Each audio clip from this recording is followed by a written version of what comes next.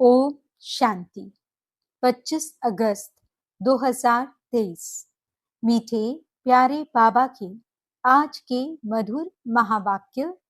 आज की मुरली के कुछ मुख्य पॉइंट्स। आज बाबा हमें समझाते कि हम बच्चों को निरंतर एक बाप की याद में रहना है। बाप और स्वीट होम की याद से स्वयं को पावन बनाना है।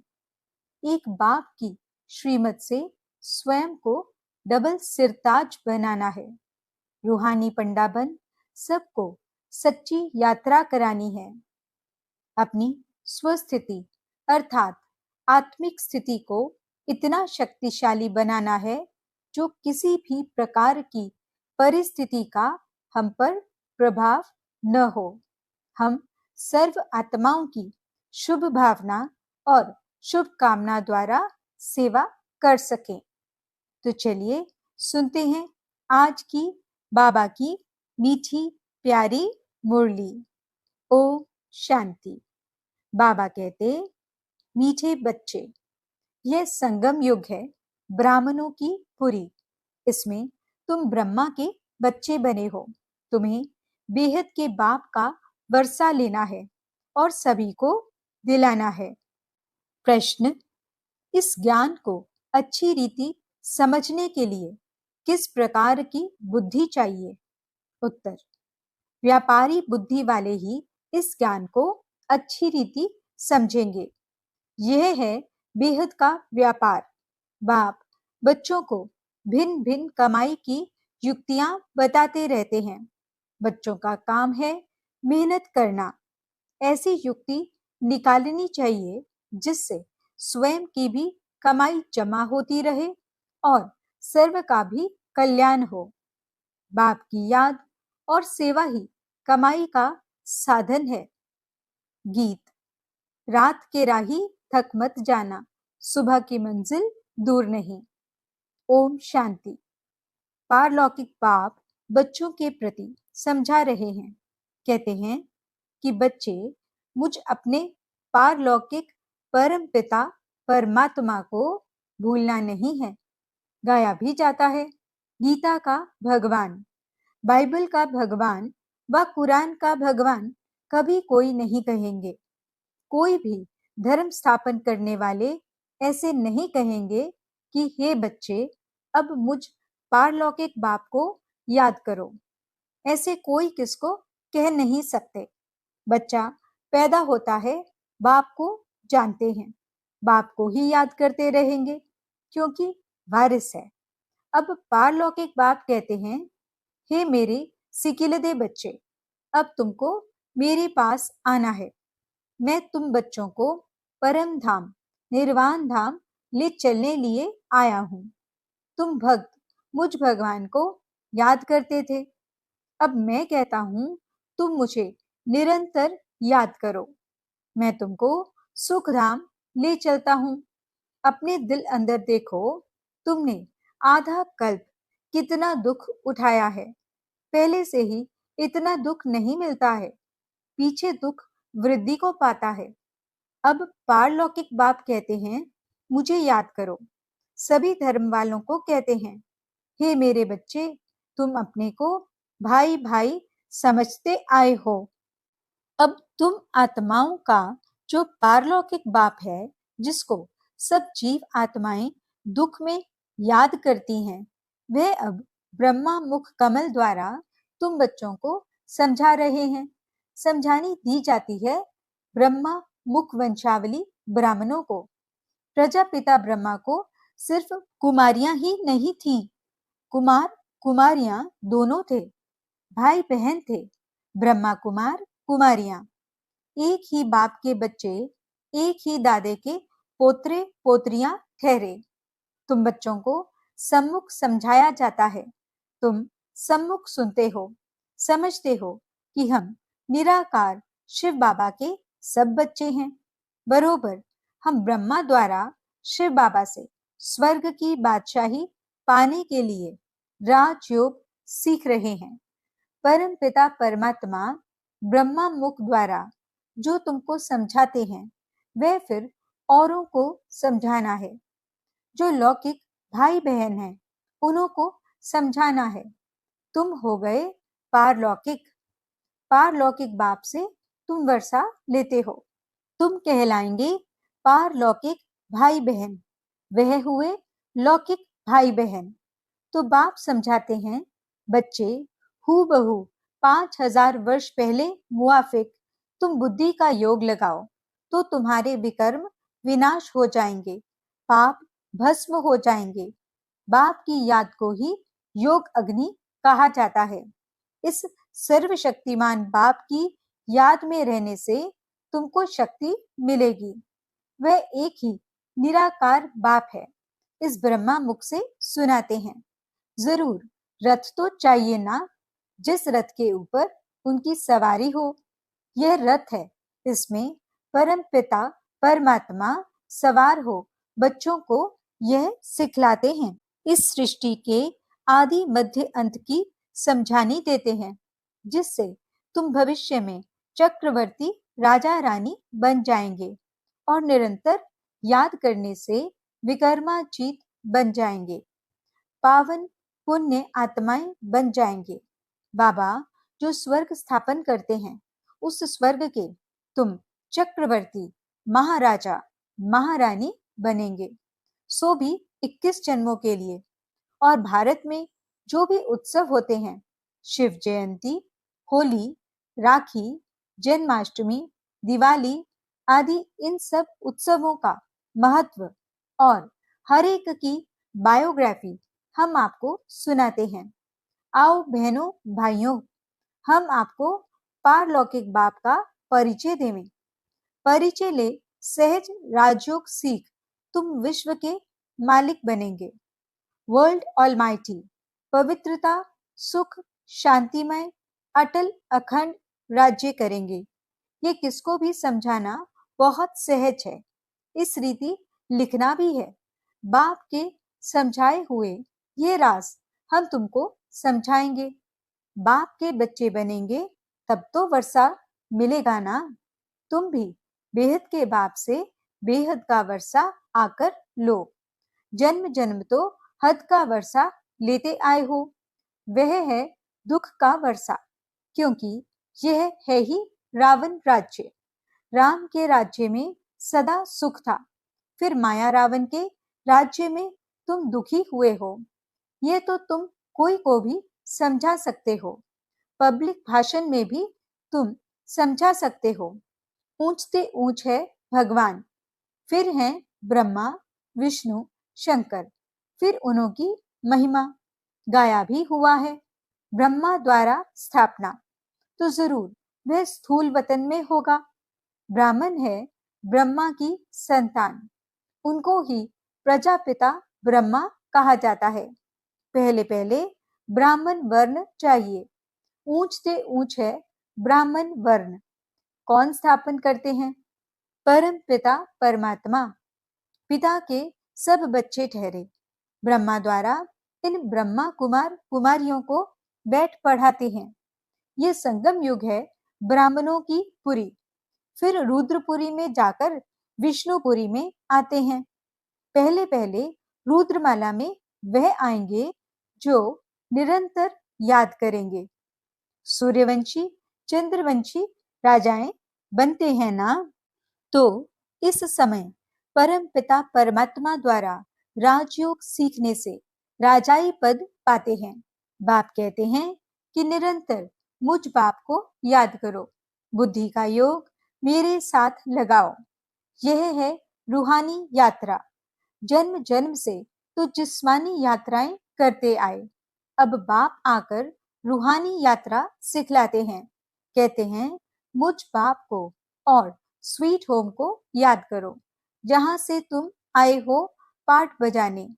तुम गोरे थे, विश्व पर राज्य करते थे, फिर तुम काम चिता पर बैठ काले हो गए हो, सुंदर से श्याम बन गए हो।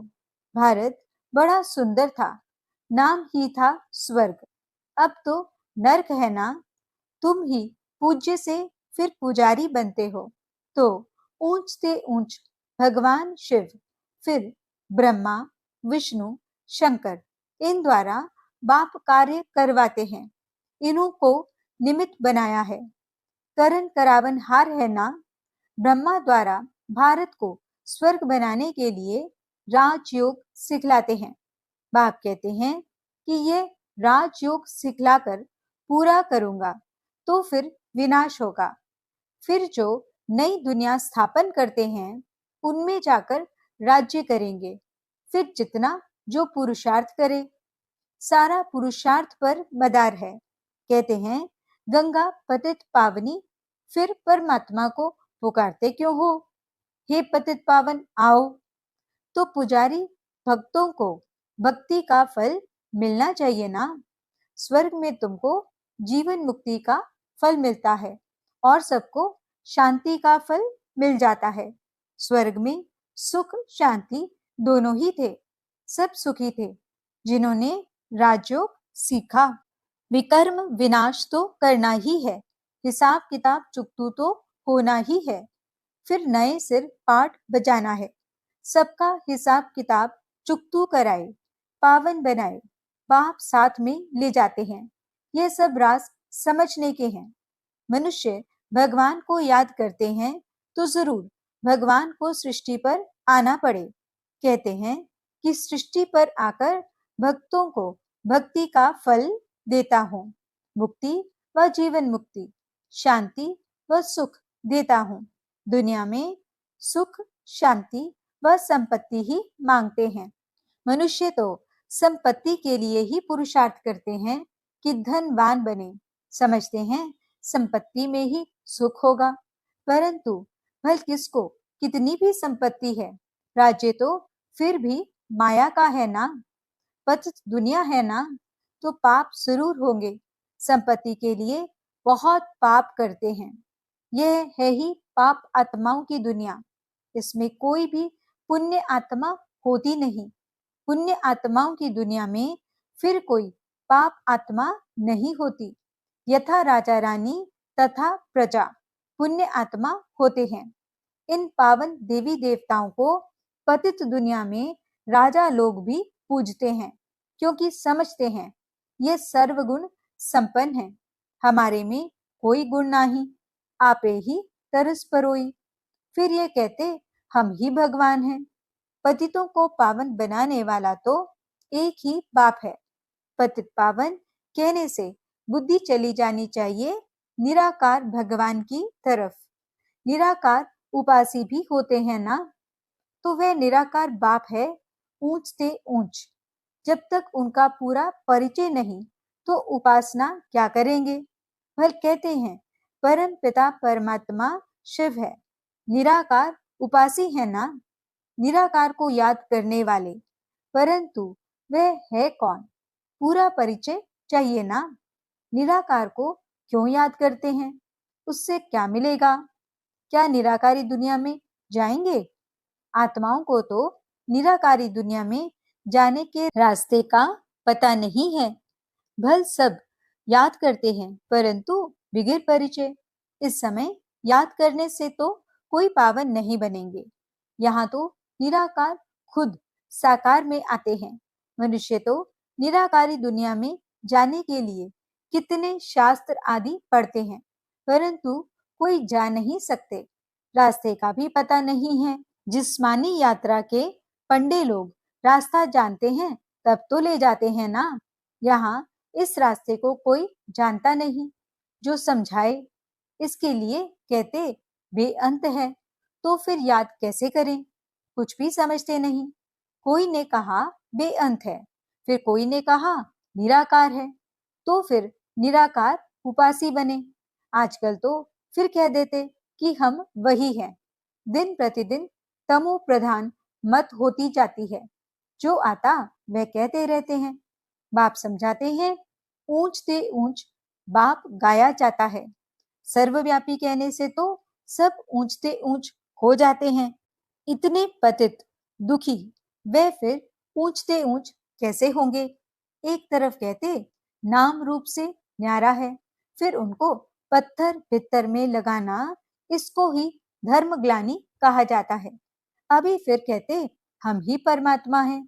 अभी जो कुछ पास्ट हुआ सब ड्रामा है, वह फिर भी होगा। भूल पिछाड़ी भूल, गिलानी पिछाड़ी गिलानी करते करते भारत ऐसा पतित हो गया है। बाप का परिचय तो सबको मिलना है, तुम्हारा प्रभाव निकलेगा। इतने ढेर ब्रह्मा कुमार कुमारियों द्वारा ज्ञान मिलता है। यह तो बरोबर परम पिता परमात्मा की ही बात है। सबसे ऊंचते ऊंच है परम पिता परमात्मा, उनकी महिमा बहुत है, पारावार नहीं। अब बाप बैठ अपना परिचय देते हैं। मैं क्या करता हूँ? मैं आकर सभी पाप आत्माओं को पुण्य आत्मा बनाता हूँ, राजयोग सिखलाता हूँ। गाया भी जाता है, ईश्वर की गत मत न्यारी। सो तो जरूर जब यहाँ आएंगे तब तो मत देंगे ना। क्राइस्ट की सोल आई क्रिश्चियन धर्म स्थापन करने।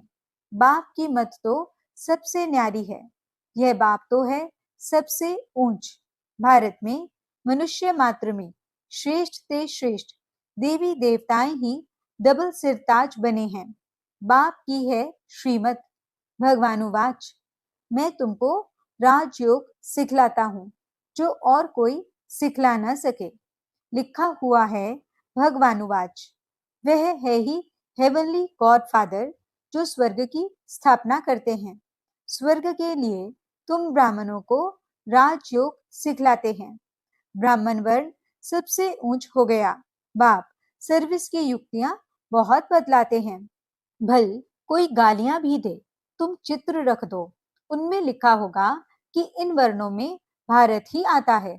अब है कलयुग, शूद्र वर्ण, फिर तुम बाप द्वारा ब्राह्मण बने हो। तुम्हारा नाम है ब्रह्मा कुमार कुमारी। तुम्हारे चित्र ऐसे होने चाहिए जो मनुष्यों को वंडर लगे कि ऐसे चित्र तो कहीं नहीं देखे। ये ज्ञान व्यापारी बुद्धि वाले अच्छी रीति समझ सकते हैं। ये व्यापार भी अच्छा है तो श्रीमत देने वाला भी सर्वोत्तम है। परंतु बहुत बच्चे मेहनत नहीं करते, घर में सोए पड़े रहते, तो बाबा खड़ा करते हैं। तुम एक चित्र बनाएंगे, इससे हजारों का कल्याण होगा। सब तुम्हारी वाह वाह करेंगे, वंदे मातरम कहेंगे। अच्छा, माता पिता बाप दादा का मीठे मीठे सिकिलदे बच्चों प्रति याद प्यार और गुड मॉर्निंग। रूहानी बाप की रूहानी बच्चों को नमस्ते। हम रूहानी बच्चों की रूहानी बाप दादा को दिल व जान सिख व प्रेम से नमस्ते नमस्ते नमस्ते जी। गुड मॉर्निंग बाबा, शुक्रिया बाबा। धारणा के लिए मुख्य सार। पहला पॉइंट, रुद्रमाला में पहला नंबर आने के लिए निरंतर बाप की याद में रहना है। बाप और स्वीट होम की याद से स्वयं को पावन बनाना है। दूसरा पॉइंट, रूहानी पंडा बन सबको सच्ची यात्रा करानी है।